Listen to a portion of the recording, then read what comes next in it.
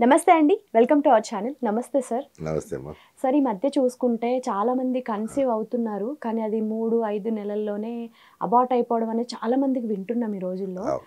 అసలు దీనికి ఏంటి సార్ పరిష్కారం ఏంటి? అవును. ఎలాంటి జాగ్రత్తలు తీసుకోవాలి? ఈ అబార్షన్స్ అనేది పెరిగిపోవడానికి చాలా కారణాలున్నాయి.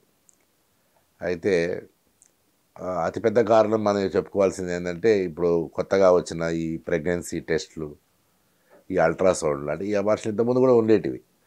కాకపోతే ఈ కొత్తగా వచ్చిన ఈ సాంకేతికత, ఈ గర్భవతులు ఈ గర్భం అయిందా లేదా అని నెలైన వెంటనే తెలుసుకోగలగడం, తర్వాత పోయిందని తెలుసుకోగలగడం, ఇది ఆ విధంగా జరుగుతుంది.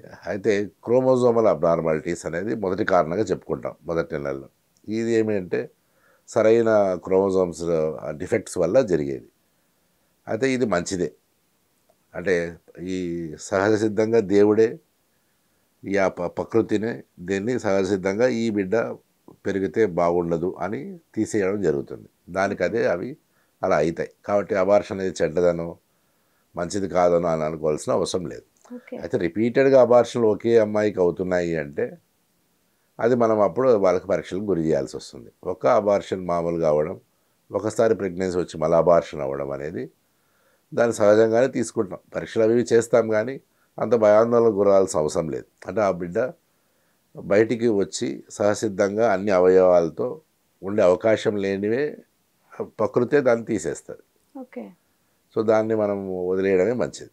అలా కాకుండా రిపీటెడ్గా 3 సార్లు అబార్షన్స్ వరుసగా అవుతున్నాయి అంటే మాత్రం ఖచ్చితంగా చాలా పరీక్షలు చేయాల్సి వస్తుంది. అది అబార్షన్ అవుతుందా, ఎందువల్ల అవుతుందా అనే వాటిలో చాలా అపోహలు ఉన్నాయి. బొప్పాయి పళ్ళు తింటే అవుతుందని కొంతమంది అనుకుంటారు.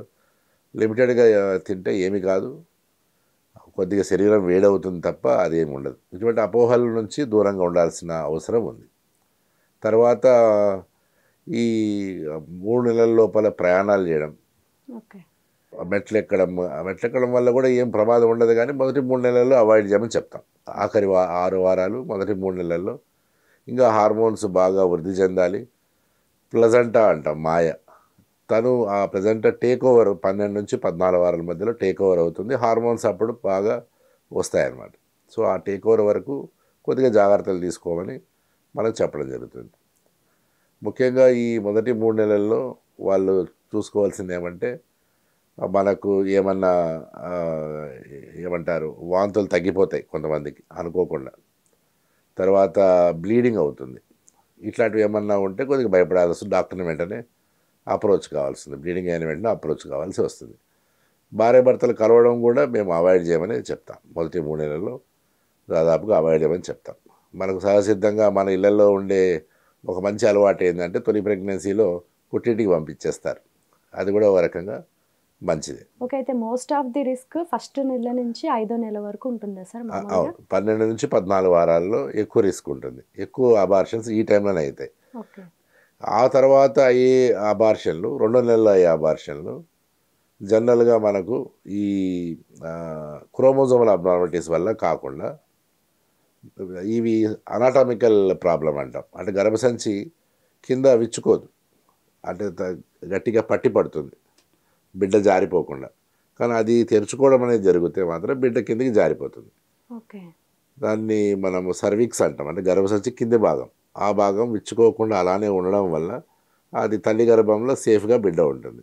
కానీ కొంతమందిలో దానికి డిఫెక్ట్ ఉంటుంది. సెకండ్ ట్రైమిస్టర్ అంటే మన మొదటి 3 నెలలు కాకుండా జరిగే అబార్షన్ని ఎక్కువ భాగం ఈ అనటామికల్ డిఫెక్ట్ వల్ల జరుగుతుంది. దీన్ని కూడా మనం అల్ట్రాసౌండ్ ద్వారా ముందుగా గుర్తిస్తే దాన్ని కుట్టివేసి మనం అలా జరగకుండా కాపాడవచ్చు. మళ్ళీ ఈ 6 నెలల తర్వాత జరిగేదాన్ని మనం అబార్షన్గా పిలవం. అంటే అప్పటికే బిడ్డ ఎదిగిపోతుంది, లైవ్లో ఉందంటాం. కాబట్టి ముఖ్య కారణాలు ఇవి. కాకపోతే ఎక్కువగా సినిమాలు చూసే వాళ్ళకి ఎలా ఉంటుందంటే, మెట్ల కింద దొర్లి పడిపోతే అబార్షన్ అవుతుందనో, ఫుట్బాల్ ఆడడం వల్ల అబార్షన్ అవుతుందో అని అవదు అని అన్నాను. కానీ లీస్ట్ కాజెస్ అవి. Main causes chromosomal abnormalities. సహజంగా వాళ్ళకు బాడీలో ఉండే యుట్రస్లో ఉండే డిఫెక్ట్ వల్లనే ఎక్కువ అబార్షన్లు జరుగుతాయి. వీటి వల్ల జరిగే అబార్షన్లు చాలా తక్కువ ఉంటాయి. ఇంకొకటి సార్, 7వ నెల బేబీ పుడితే పర్లేదు బతుకుతుంది అంటారు. అదే 8వ నెల పుడితే చాలా కష్టం అంటారు. అది నిజమేనా సార్? మనకు 28 వారాలు అంటే 7 నెలలు పూర్తయ్యేంత వరకు మనము ఇండియాలో అబార్షన్గా పరిగణిస్తున్నాం. అదే మనం అమెరికా, ఏషియన్ కంట్రీస్ 24 వారాల తర్వాత బిడ్డ లైవ్గా తీసుకుంటున్నారు వాళ్ళు. మనం మాత్రం 28 వారాల వరకు మనం తీసుకుంటాం. అది 7 నెలలు దాటిన తర్వాత బిడ్డ అప్పుడే ఎదుగుతూ ఉంటుంది. ఊపిరితిత్తులు కూడా ఇంకా ఎదుగుతూ ఉంటాయి. ప్రతిరోజు ప్రతి నెల ఇంకా బిడ్డ బెటర్ అవుతుంది. అంతేగాని 7 నెలల కంటే 8వ నెల తక్కువ అనేం లేదు. 8 సంఖ్యని కొంతమంది ఆ విధంగా అనుకుంటారు కాబట్టి ఓకే. అలా అలాంటి అపోహ అనేది వచ్చింది. మామూలు 7వ నెల కంటే 8 నెలల డెలివరీ అవ్వడం ఇంకా మేలు. 8 కంటే 9 అవ్వడం ఇంకా మేలు. 37 వారాలు పూర్తయితేనే నెలలు నిండిన బిడ్డగా మనం అనుకుంటాం.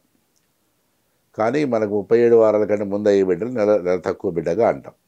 కానీ 7వ నెల కంటే 8వ నెల మేలు. అది ఎలా వాళ్ళు ఒక్కోసారి ఏమైందంటే ఏదైనా బ్లీడింగ్ అవ్వడం కానీ, ఉమ్మనీరు జారడం కానీ, లేదా కడుపు నొప్పి టైట్గా ఉండి ఏదో పట్టేసినట్టుగా ఉందనడం కానీ, వీటి సమస్యలతో వాళ్ళు ఉన్నప్పుడు వెంటనే డాక్టర్ దగ్గర రమ్మని మనం చెప్తాం. అలా వచ్చినప్పుడు వాళ్ళకి బెడ్ రెస్ట్ ఇచ్చి ఇది ఆపగలమా ఆపలేమా అనేది చూసుకుంటాం. ఆపగల దానికి కొన్ని మందులు ఇస్తారు. ఆపలేము అని తెలుసుకుంటే అప్పటికప్పుడు ఊపిరితిత్తులు ఎదిగే దానికోసం కొన్ని ఇంజెక్షన్స్ పెడతారు. స్టిరాయిడ్స్ ఇంజెక్షన్స్ పెట్టి డెలివరీ అవుతే అవన్నీ ఇస్తారు. అయితే ఆ బేబీ కండిషన్ని బట్టి పరీక్షలు చేసి బిడ్డ తల్లికి వెంటనే ఇవ్వాలన్నా లేదా గర్భం లాగానే ఒక మన ఫోటోథెరపీ లాగా ఉండే యూనిట్లో ఒక్కోసారి నెల రోజులు మనం అలా ఉంచడం జరుగుతుంది. ఓకే.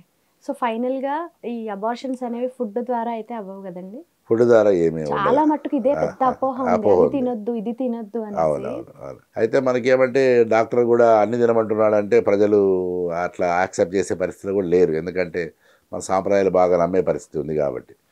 మేము బొప్పాయి వాళ్ళు తినకూడదని వాళ్ళకు ఉంటే తినొద్దని అంటాం. కానీ దాని బదులు మంచి పోషకాహారాలు మంచివి ఏమైనా తీసుకోండి అంటాం. బొప్పాయి వల్ల అయితే సైంటిఫిక్ స్టడీస్లో మాత్రం ఏమాత్రం దానివల్ల హాని ఏమీ లేదు. ఓకే. కొంతమంది ఈ ఈ పైనాపిల్ అంటారు. వాటి వల్ల కూడా ఇలా అవుతుంది అని అనుకునే అపోహలు ఉన్నాయి. నువ్వులు కూడా అంటారు సార్. నువ్వులు అంటారు. కానీ మీకు అనుమానం ఉందంటే అవి అవాయిడ్ చేయండి. ఈ కాలంలో ఓకే. జొమాటో, స్విగ్గీ వచ్చిన కాలంలో త్వరగా నీకు వేరే ఫుడ్ కూడా అవైలబుల్ ఉంది. ఇవే తినాలని మనకు లేదు. ఓకే. వేరే ఫుడ్ అవైలబుల్ ఉన్నప్పుడు ఆ ఫ్రూట్స్ తినండి. ఇది అవాయిడ్ చేయండి. లేదా ఇది తినాలనిపించినా లిమిటెడ్గా తీసుకోండి.